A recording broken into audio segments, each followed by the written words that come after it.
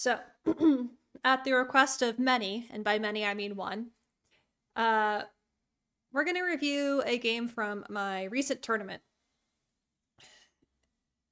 And uh, the overall tournament was very poor for me. I only got 1 point out of 4. I just wasn't seeing chess. I've been tilting, and I wasn't seeing 3D chess any better than I was seeing 2D chess. Shocker, I know. It was a surprise to me, but that's how it was. And I just blundered. I was in good positions in all of my games, and then in 3 of them I just blundered, one move blunder style. So we don't need to review all the games because seriously, some of the games I'm like, what is this?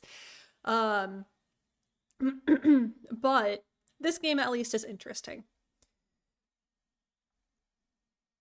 So this is the final game of 4, and time control is 45 minutes with a 5-second delay. So my opponent's name was Max, and he was probably about 8 years old, rated 949, and a very stoic kid. Silent, stoic, very intense, and very intimidating. I didn't know before this that an 8-year-old could be intimidating in a way that I was like, oh, you know? Um, Triple this kid's age and still terrifying. So I was playing as white, and I open Queen's Gambit whenever I can. So here we go. And he goes for the this is declined. Yes, declined. And all book moves for the opening. We stay in book for the first 8 moves, which good for us. You wonder if Max has a life other than chess. I don't know. I don't know. Like, he seemed to really. I was gonna say he seems like he enjoyed it, but I don't know. He was so hard to read because it was just like the most serious, intense face an 8-year-old could possibly have. The Slav, thanks, prof. Thank you. I always get those backwards. Um, so yes, all book moves, um, until about here. And we start to exchange in the middle, but I want to develop my pieces and castle before we do more exchanges. So I bring my bishop out.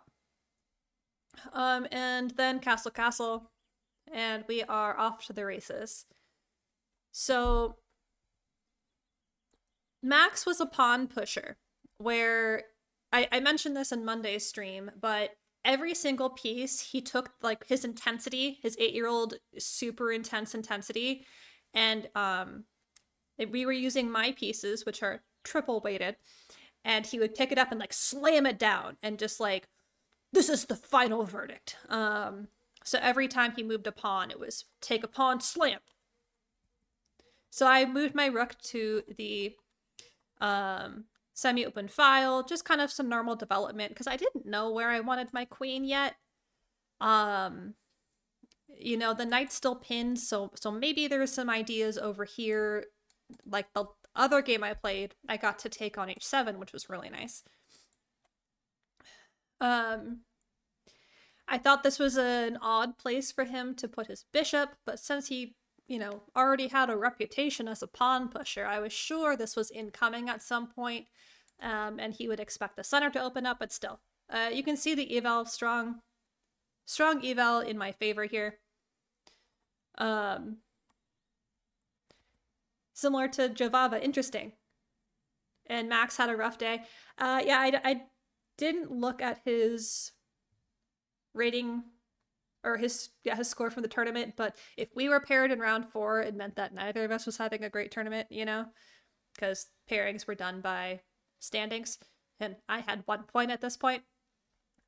And so my play isn't accurate. My idea with the knight was to try to reroute kingside because if Max was going to push pawns here, my rook and potentially my bishop could keep things covered while I did a counterattack. That was my logic, at least. So yeah, pawn push. Huge surprise. And I moved my pawn in response because I didn't want this incoming, because I thought it would be really great to keep the pawn on d5 and let his bishop be sad. Um, and actually, now that I'm talking about it, this incoming take, like, yes, it opens it up, but I have chances. I don't know. Like I said.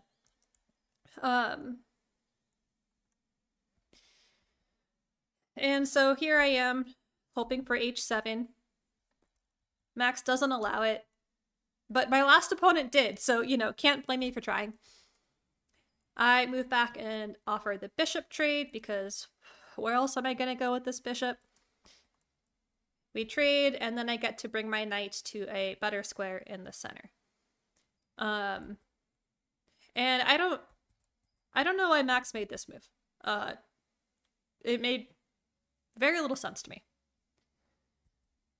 Hello, Kreisel. Going through a tournament game here from this past Saturday. And so yes, am I playing accurately everywhere? No. But my idea here was if their queen was on E, I would bring my rook in, get it developed a little bit, just mostly a good idea here to set my pieces up for success. And I thought this move was really annoying because it really blockaded any ideas I could have here. But, valid. It was fair.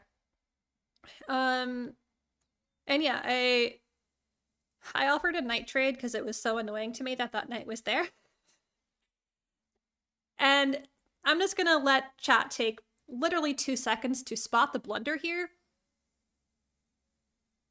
You see it? You see it? Yeah, a huge fork. A huge fork of the royal variety. Holy smokes. Yeah. Max, stoic, terrifying 8-year-old Max. Going for a Botez Gambit, potentially? Well, guess what, Max? Botez Gambit declined.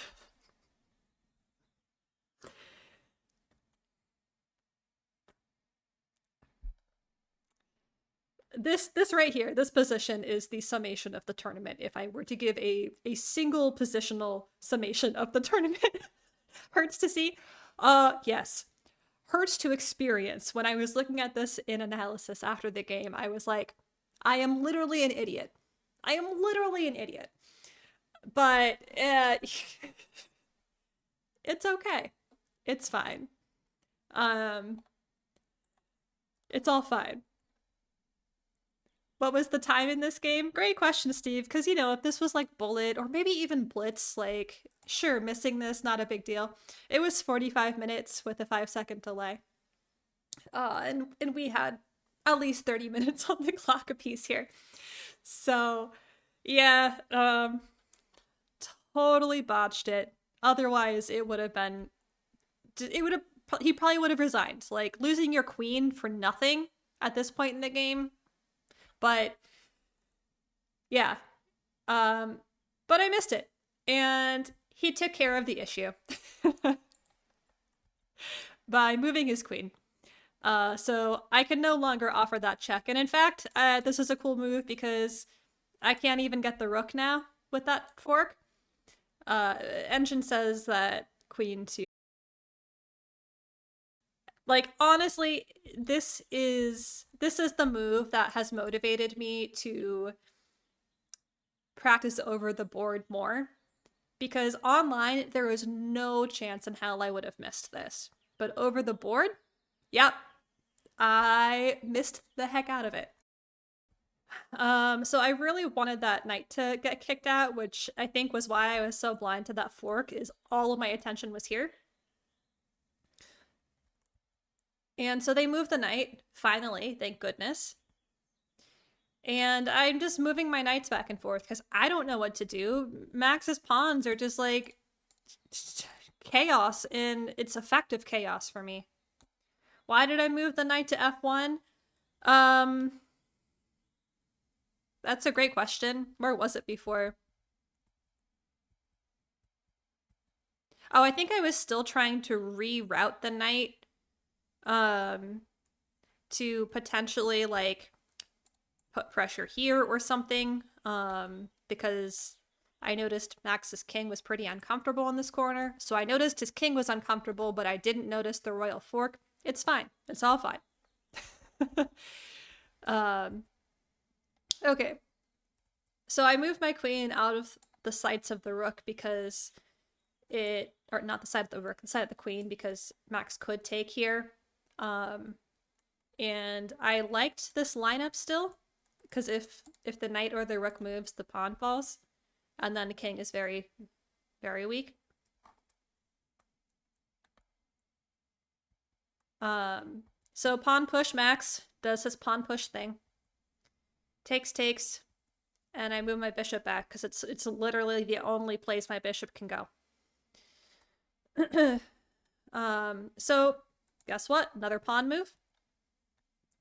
And I'm really bummed I missed this in the game because it could have made my queen more active and threatened a piece. Yes, position, you can see eval bar is dead equal here. Dead equal. So I'm still not blundering anything. So there are chances. There are chances. And here I made a mistake. But what was the mistake? Is this the idea?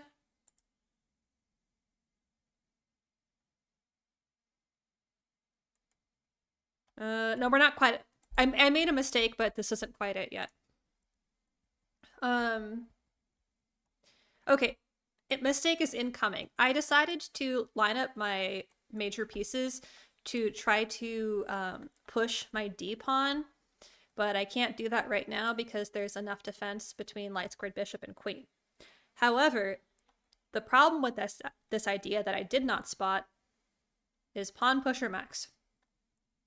So when I go here, my rook cannot move once the bishop moves. And I was feeling pretty devastated in this position, and I thought a really long time because, remember, I'm 1 for 3 games at this point, and the 2 games I lost were because of one move blunders like this that I was just blind to.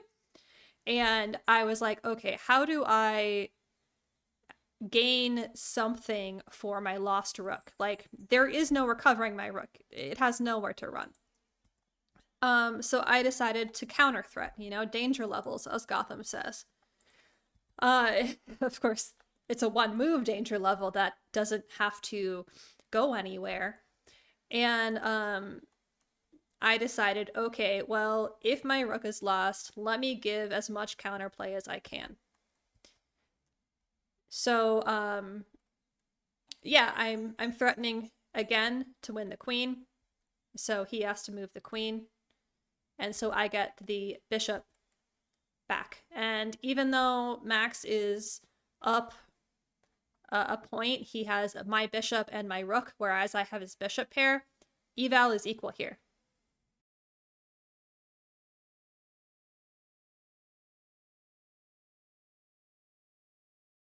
Don't drink coffee or tea. That's okay. I mean, right now I'm drinking a sparkling water beverage, so I won't ban you this time. So I survived my mistake due to some of Max's inaccurate play, and materially it's imbalanced, but I am still doing okay. I'm doing okay. And you don't like sparkling water? Okay, well now you're getting a timeout. I'm just kidding.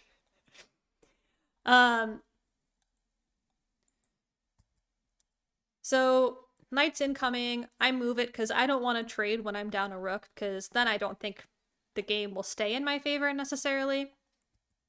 And do you see The other problem? Look, I finally found a fork.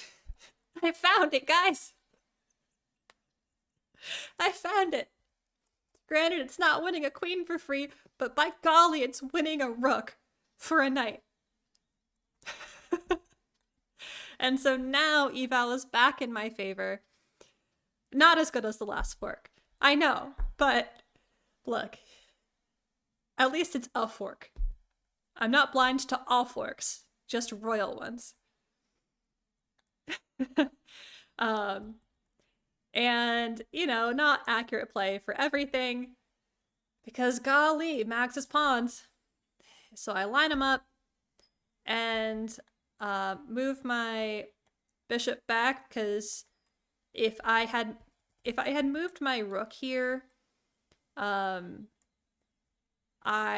didn't love that my rook was undefended here. Whereas moving my bishop back, if queen wants to slide in, she has nowhere to slide except potentially offering a trade here, which would not be terrible for me.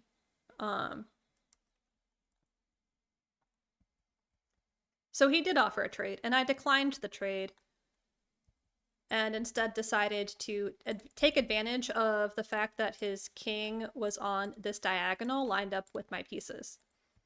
And I thought that there had to be something there.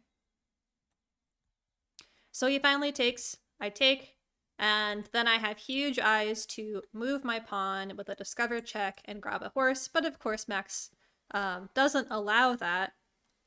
And here, it says it's a blunder, but I thought he thwarted my plan because my rook doesn't have defense. So if I were to go discover check, move, take, I thought I was just down, you know, material. Of course, it's a blunder because I can threaten more pieces and then offer that check, and then I'm up material. But I didn't spot that. I moved my rook to a great square. Super great. Yeah, you know, rook to b1 to threaten this pawn would have been so good. It would have been so good. They cannot protect that pawn without pushing it, and it doesn't matter if they push because that discover check is still an issue. So I missed it, but eval is still in my favor. Then I push it because why the heck not? And, well, this is the last move that I have recorded of the game because we each had 5 minutes on the clock at this point. And,